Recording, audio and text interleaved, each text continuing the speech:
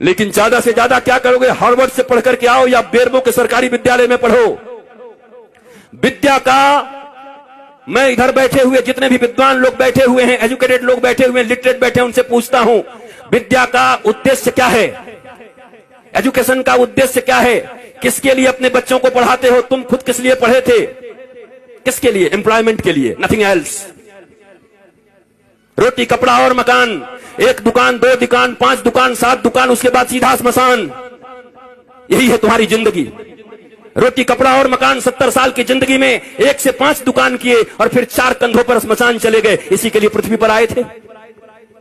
सारी जिंदगी टेंशन, सारा जिंदगी दुख, सारा जिंदगी डिप्रेशन, सारा जिंदगी हाय हाय, सारी जिंदगी कर्ज, सारे जिंदगी रिश्तेदारों को मनाते रहे, एक दूसरे से नीचा देखने और दिखाने का काम चलता रहा और उसके बाद एक दिन तुम्हारी मृत्यु आ गई। हमने सुना था कि मनुष्य का जीवन सबसे सार्थक होता है। दुर्लभो मानुषो देहि देहि नाम क्षणभंगुरः तत्रापि दुर्लभम मन्ये वैकुंठ प्रिय दर्शनम। ये दुनिया में सबसे ज्यादा का, सबसे अधिक, सबसे ज्यादा प्रभावशाली मानवीय जीवन है। क्या ये जीवन है?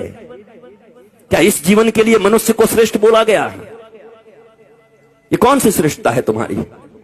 तुम चैन से सो नहीं सकते, तुम चैन से बैठ नहीं सकते, तुम पड़ोसियों का उत्थान नहीं देख सकते, तुम दुख को हैंडल नहीं कर सकते। राम जी के जैसा सत्ता चला जाए, उसके बाद भी जब माता कौशल्या पूछती हैं, राम तुमने सब काम कर लिया ना, सारी पूजाएं कर ली ना, कल मेरे बेटे का राज्याभिषेक होने वाला है, कल तो युवराज बनेगा। तो धीरे से राम जी कहते हैं, मां मेरे पिताजी इतने छोटे थोड़ी हैं। बोला क्या हुआ? मेरे पिताजी ने निर्णय किया है कि छोटे से राज्य अयोध्या का मुझे युवराज नहीं बनाएंगे। पिता दीन मोहि कानन राजू, उन्होंने मुझे बन का राजा बना दिया है, मुझे बन का विराट राजा बना दिया है। ये राम है। रातों रात सत्ता छिन गई पर अपने पिता को कह रहे हैं, मेरे पिता ने मुझे बन का राजा बना दिया। मां अयोध्या छोटी है, मैं बड़ा हूं ना। तो कहा तू इतना छोटा राज्य संभालेगा? तू बन का राज संभाल। जा, लाखों ऋषि महर्षि तेरा इंतजार कर रहे हैं। कई सबरी तुम्हारे लिए बैठी हैं, कई सुतीक्षण बैठे हैं, कई सरभंग बैठे हैं, कई जटायु तुम्हारे लिए बैठे हैं, कहीं सुग्रीव बैठा है बाली से लात खाए। जाओ सबका उद्धार करो। और इसलिए राम को वनवास दे दिया। पर तुम्हारे जीवन में ऐसी स्थिति आ जाए तो तुम्हारे बच्चे आत्महत्या कर लेते। नंबर कम आ जाए, अगर पिताजी ने कह दिया, माताजी ने, अगर तेरा 80% से कम आया, शर्मा जी के बेटा से अगर तेरा नंबर कम आया तो मैं जहर खा लूंगी। बच्चा देखता है नंबर तो आया 60%, घर आते आते सोचता है आखिर माता पिता ने कहा है हम जहर खा जाएंगे, वो क्यों मरेंगे, हम ही खा जाते हैं। इतना प्रेशर क्यों पढ़ने का? क्या पढ़ा रहे हो? मशीन बना रहे हो बच्चों को? गधों की तरह बोझ टांग दिया है यहां पर। क्या करोगे? 2 रोटियां ही तो कमाओगे ना, 2 कपड़े ही तो पहनोगे ना, इतने ही ना, किससे कुछ ज्यादा? रावण और राम की वृत्ति में क्या अंतर है? इतना ही तो है। रावण कहता है कि दुनिया में जितना भी सुंदर है वो सब मेरा होना चाहिए, सब मेरा है। राम जी कहते हैं जो मेरा है वो सबसे सुंदर है। यही राम और रावण के विचार में अंतर है। जो मेरा है वो सबसे सुंदर है। दुनिया का सब सुंदर मेरा करने में तो रावण बन जाओगे। इस वृत्ति का अंतर है। यही राम और रावण का युद्ध है। जो प्राप्त है वही पर्याप्त है, नहीं तो सर्वत्र दुख व्याप्त है। जो प्राप्त है वही पर्याप्त है। मेरे पास जो कुछ है वही है। परिश्रम करो, पुरुषार्थ करो, प्रार्थना करो, पर रो मत। वही है वही जो राम रचि राखा, को करे तर्क बढ़ा वही शाखा। इसका मतलब ये नहीं कि आलसी बन जाओ। अगर मैं भी ये कह के पढ़ा होता कि राम जी का कथा होगा तो राम जी कराएंगे, तो क्या राम जी हमारे घर में एरोप्लेन घुसा देते? एयर इंडिया को क्या करते? हमें आना पड़ा, हमें निकलना पड़ा वृंदावन से आकर के दिल्ली आना पड़ा। दिल्ली से हमें फ्लाइट लेनी पड़ी, फ्लाइट से आकर के रांची लेना पड़ा। रांची से 2.5-3 घंटे में हम और अन्नू बैठ करके साथ में यहां तक पहुंचे। तब जाकर के बेरमो फूसरो पहुंचे। यहां घाटी ऐसी पूरा झारखंड। हम तो चैतन्य महाप्रभु को याद करते आ रहे थे कि हे महाप्रभु हरे राम हरे कृष्ण हरे राम हरे कृष्ण। पूरा हरियाली चारों तरफ थी, अच्छा था। आए, यहां भी आनंद आया, आपको देख करके आनंद आया। याद रखो, कहते तो सभी हैं पर विश्वास रखो, दोनों भुजा उठा के कहता हूं, मेरे लिए बस एक ही आह्लाद है, न कोई चढ़ावा न कोई सामान, बस हृदय से आकर के बैठ करके राम का गुणगान सुन लो, यही मेरी दक्षिणा है। अगर तुम्हारे मुख से राम और कृष्ण के नाम निकलने लगे, तुम्हारे बच्चे अगर शिवाजी और छत्रपति महाराणा प्रताप इत्यादि की तरह होने लगे, विवेकानंद होने लगे, तो मेरी दक्षिणा मुझे मिल गई है। इससे ज्यादा क्या चाहिए? कपड़े भी हैं, गाड़ियां भी हैं, आश्रम भी हैं, बहुत कुछ है। अब क्या करूंगा? मैं अकेला हूं। अकेला नहीं हूं, मेरे साथ 8 अरब लोग हैं। वसुधैव कुटुंबकम, 140 करोड़ भारतीयों के साथ साथ 8 अरब लोग। चूंकि सनातन संस्कृति ही एक ऐसी संस्कृति और धर्म है जो पूरी दुनिया को अपना परिवार मानती है। कोई कहता है मैं बड़ा, कोई कहता है मैं बड़ा, कोई कहता है मैं बड़ा, पर एक हमारा धर्म है जो कुछ नहीं कहता। वो कहता है धर्म की जय हो, अधर्म का नाश हो, प्राणियों में सद्भावना हो और विश्व का कल्याण हो। ये हम कहते हैं, सनातन ही धर्म है। बाकी मत हो सकते हैं, जितने भी लोग हैं, 8 अरब लोग हैं, 8 अरब मत हो सकता है, पर धर्म एक था, एक है और एक सदा रहेगा। और उस धर्म का नाम है सनातन धर्म। एकमात्र धर्म इस पृथ्वी पर है जो पूरी दुनिया को अपना परिवार मानता है, अपने परिवार की तरह रखता है और पूजता है। तुम्हें गौरव। मुझे याद है आज के 10-12 साल पहले जब योगी आदित्यनाथ जी महंत जी सांसद थे, हमारा मिलन हुआ गोरखपुर में, गोरखनाथ पीठ में। एक भागवत की कथा थी, वहां मैं भी था, आप भी थे, एक साथ बैठे हुए थे। हमारी चर्चा होने लगी। उन्होंने कहा क्या कहे, लोग हमें सांप्रदायिक सांप्रदायिक कहने लगते हैं। हम कि महाराज जी अब हमें ग्रंथ खोलना चाहिए। ग्रंथ खोल करके संप्रदाय का परिभाषा क्या है, संप्रदाय किसको कहते हैं।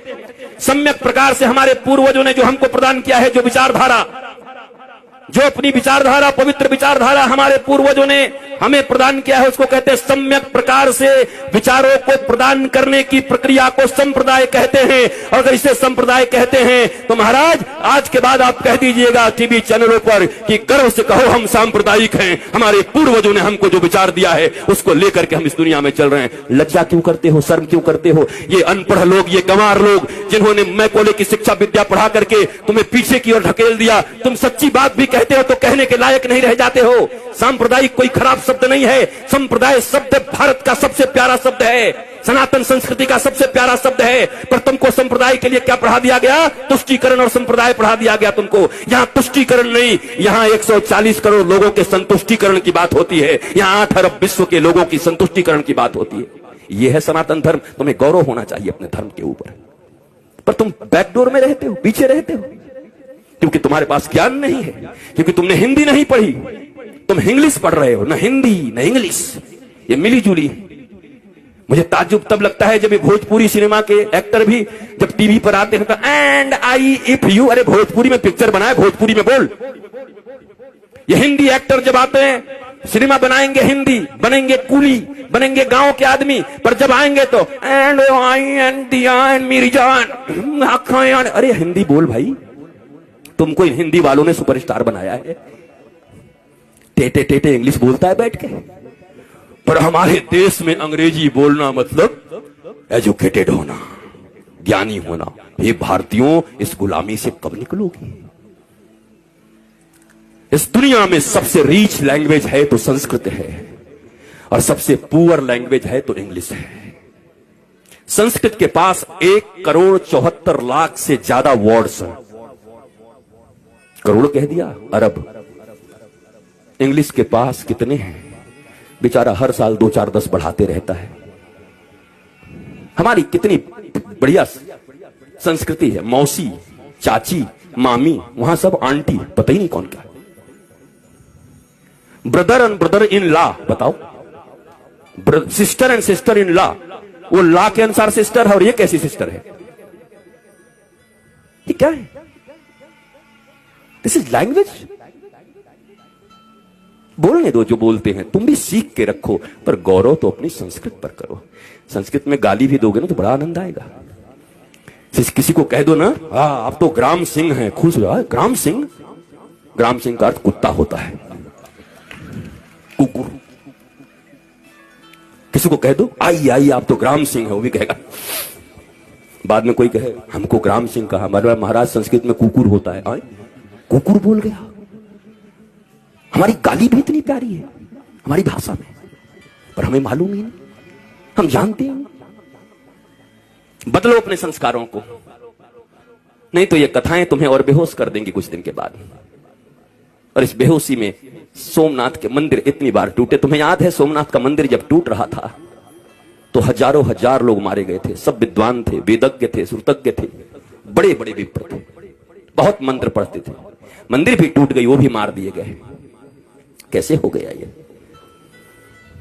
शास्त्र पढ़ना अलग है और शास्त्र समझना अलग है, रटना अलग है। ये रट्टू तोता बनकर के कथा कहना अलग है, और उपनिषद और अपने गुरु के प्रतिबोध से बैठ करके सिंह की तरह गरजते हुए भारतवासियों और विश्व को समृद्ध और संस्कारवान बनाना भारतीय धर्म गुरुओं का परम लक्ष्य होना चाहिए। भारतीय धर्म गुरु ऐसे होते हैं। हम रट्टू तोता लोग नहीं हैं। हमें कोई सिखा दिया और तोते की तरह हम आकर प्रवचन करने लगे और भाषण करने लगे। वैसे ऐसे लोग हैं। 7 दिनों में लोग कहते हैं, क्या कहूं, इस श्लोक का वर्णन तो अगर मैं करने लगूं तो 7 दिन तक करना पड़ेगा। हमने एक जगह पंडाल में कह दिया, पंडाल का खर्चा हम देंगे, तू करके दिखा। भाग गया, क्योंकि कर ही नहीं सकते 7 दिन तक। पर ये रट लिया है, सिखाया जाता है कैसे बोलिएगा कि अभी समयाभाव के कारण इस श्लोक की चर्चा तो मैं 15 दिन तक कर सकता हूं, लेकिन आइए समयाभाव के कारण आगे बढ़ते हैं। मैंने कहा पंडाल का खर्चा, माइक का खर्चा और आपका भी खर्चा मैं दे रहा हूं, आपको इसी श्लोक पर बोलना है। मैंने सुना, दूसरे दिन सुबह निकल गए कि कहां से इसका विवेचना करूं, कैसे करूं। ये कोई व्यवसाय नहीं है, कोई व्यापार नहीं है। प्यार को व्यापार मत बनाओ। धर्म प्यार है, धर्म प्रीति है। धर्म से डरते नहीं हैं, धर्म प्रेम वर्धित करता है। भक्ति और विभक्ति 2 चीजें होती हैं। भक्त बनने आए हो, विभक्त का अर्थ होता है अलग होना भगवान से, और भक्त का अर्थ होता है जुड़ जाना। इस बाजारवाद की दुनिया में हर जगह बस सामान की तरह हम बिक रहे हैं। रोज तुम्हें लुभाया जा रहा है, पूरा बाजार चुंबक हो गया है, तुम सड़े हुए लोहे हो गए हो। सब कुछ उसी में छीना जा रहा है। कमाल हो गया। बरसों से हमारी रक्षाबंधन की कितनी सुंदर परंपरा चली आ रही है, और उस परंपरा में आज क्या होता है, फलाना डायमंड दो, इस रक्षाबंधन पर अपनी बहन को उपहार दो। बताओ वो भाई क्या करेगा जो खेतों में काम करता है। पीढ़ियों का उनका प्यार भाई बहन के बीच, पर ये प्रचार भाई बहन के प्रेम, पति पत्नी का। मैंने देखा, ये कुकर लाओ और बीबी से प्यार बढ़ाओ। हम कि वाह, ये कुकर नहीं होगा तो बीबी से प्रेम नहीं होगा, पत्नी से प्रेम नहीं होगा, कुकर से प्रेम होगा। कुकर और पत्नी का क्या संबंध है? डायमंड और भाई बहन का क्या संबंध है? हर चीज को पैसे से जोड़ दिया। बात बढ़ाना भैया, सबसे बड़ा रुपया। कहीं रिश्ते नहीं रह गए, गांव नहीं रह गए। और इस कोरोना में उन शहरों में जो कबूतर की तरह लेकर के फ्लैट रहते थे, डुकुड़कू कुकड़ुकू, उनको पहली बार पता चला कि गांव और गांव की गलियों और गांव के वृक्षों का क्या महत्व है। तरस गए वो ऑक्सीजन के लिए, पर गांव में लोग ऐसे सीना करके घूमते रहे। भारत गांवों का देश था।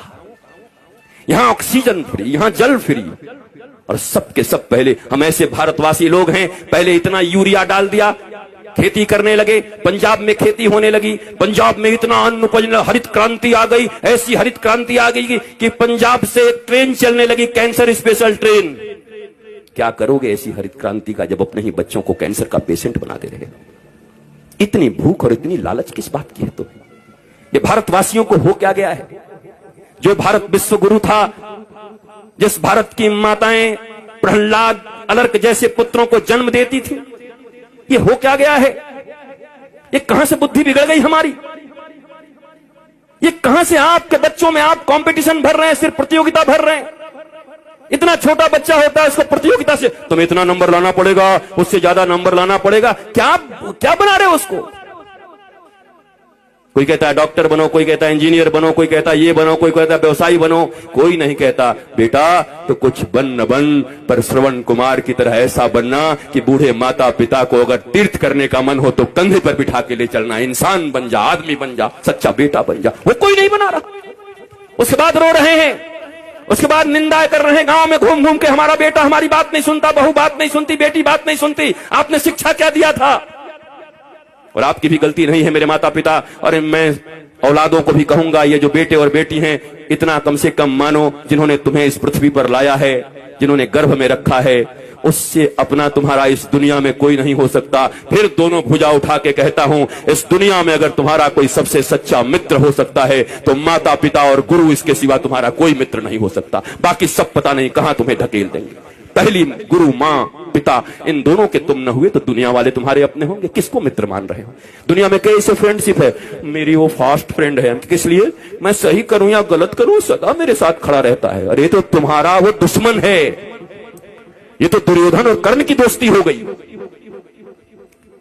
कर्ण को दुर्योधन ने अंग देश का राजा बना दिया, इसलिए कर्ण श्री कृष्ण और धर्म के खिलाफ खड़ा हो गया, और खिलाफ खड़ा हो गया तो 12 के भाव में मारा गया, जबकि कर्म से बड़ा कोई दानवीर नहीं था।